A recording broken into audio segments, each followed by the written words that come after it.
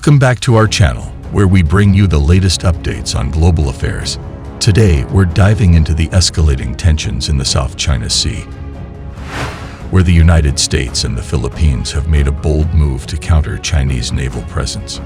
Don't forget to subscribe and hit the notification bell to stay informed about critical developments like this. The South China Sea has long been a hotspot for geopolitical rivalries, with multiple countries laying claim to its strategic waters. However, recent events have heightened tensions to a new level.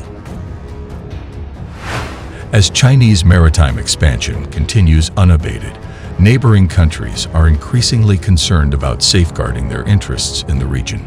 In response to growing threats, the United States and the Philippines have decided to take decisive action. The deployment of submarines by the U.S. and the Philippines sends a clear message to Beijing. Attempts to assert dominance in the South China Sea will not go unchallenged. The Philippines should acquire at least 3 military submarines to ensure effective deterrence against China amid mounting maritime tensions between both countries, analysts have said, after Manila confirmed it would start buying such vessels. While the numbers may be small compared to Beijing's, experts say these vessels play an outsized effect on the battlefield, as they can put other countries' surface warships at risk and even alter an adversary's naval strategy. Manila is perceived to be slow to adopt submarine deterrence compared with other littoral states in Southeast Asia, due to its focus on ground troops. Earlier this month, Philippine President Ferdinand Marcos Jr. approved the third phase of the military's modernization, which includes the purchase of the country's first submarine, to defend its maritime sovereignty in the disputed South China Sea.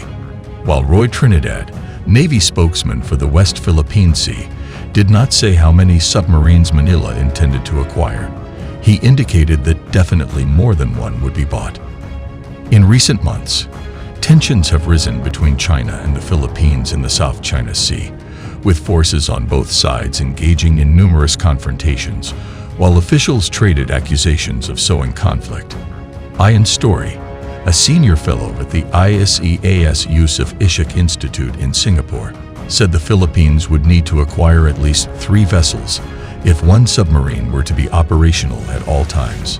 3 is the magic number, Story said, adding that this applied to all types of military equipment, 1 in operation, 1 in training, and 1 in refit or maintenance. He noted that Vietnam, for instance, had 6 submarines, which ensured that at least 2 were operational at any time. But since the Philippines has never operated submarines, Story said the process of acquiring and integrating them would take at least a decade, as infrastructure would need to be built, including bases, piers, dry docks, and other support services. Once delivered, it will take years of training and exercises for the Philippine Navy submariners to gain the operational experience necessary to proficiently use the boats, Story said.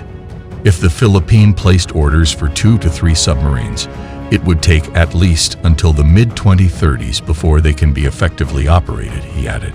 Joshua Bernard Espina, vice president at the International Development and Security Cooperation think tank in Manila, said 2 or 3 submarines would not be enough to deter China, since the Southern Theater Command, one of 5 People's Liberation Army commands, might have more than 30 diesel-electric submarines in the South China Sea.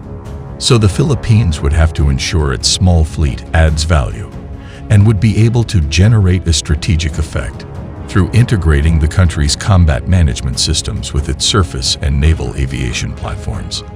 Agreeing that 3 was the ideal number, Felix Cheng, senior fellow at the U.S.-based Foreign Policy Research Institute think tank, said if Manila only had the 1 submarine and a Chinese satellite detected it in port, then the Chinese Navy knows the Philippines has no submarines at sea. But if the Philippines has 2 submarines and a Chinese satellite detects 1 submarine in port, then the Chinese Navy does not know where the second submarine is and must deploy a guard against it, Chung said. Submarines have an outsized effect on the naval battlefield, as they can cost-effectively put an adversary's surface warships at risk, he added. The mere existence of a small number of hard-to-detect submarines could alter how large numbers of surface warships operate, Chung said, adding that submarines are effective at sea denial, or preventing an adversary from controlling a certain sea space. In the case of the Philippines, a few submarines, if stealthy, could alter how China operates in the South China Sea, such as through the deployment of additional warships to defend against such submarines. It might even require the Chinese Navy to change its strategies in the region, Chung said, though this would not deter Beijing from challenging Manila's maritime claims or stop its incursions into Philippine waters, especially if China uses its Coast Guard or maritime militia vessels. But Philippine submarines would likely alter China's mindset that its maritime forces can act with complete impunity in the waters disputed between Beijing and Manila, Chung said. It would also compel Chinese maritime forces to act with greater caution and think about the consequences of their actions in a way they had not needed to do in the past, Chung added. The South China Sea is a crucial artery for global trade, with trillions of dollars worth of goods passing through its waters annually. Any disruption to this vital lifeline could have far-reaching consequences for the global economy. The U.S.-Philippines alliance is bolstered by mutual defense agreements, which obligate both parties to come to each other's aid in the event of external aggression. By deploying submarines, they're signaling their commitment to upholding maritime security in the region. With tensions already running high, the risk of miscalculation or unintended escalation is a cause for concern. Both sides must exercise restraint and prioritize dialogue to prevent the situation from spiraling out of control. As the world watches nervously, the South China Sea remains a powder keg of geopolitical rivalries and competing interests. How this latest development will shape the future of the region is yet to be seen. That's all for today's video. If you found this update informative, give us a thumbs up and share it with your friends. Remember to leave your thoughts in the comments below.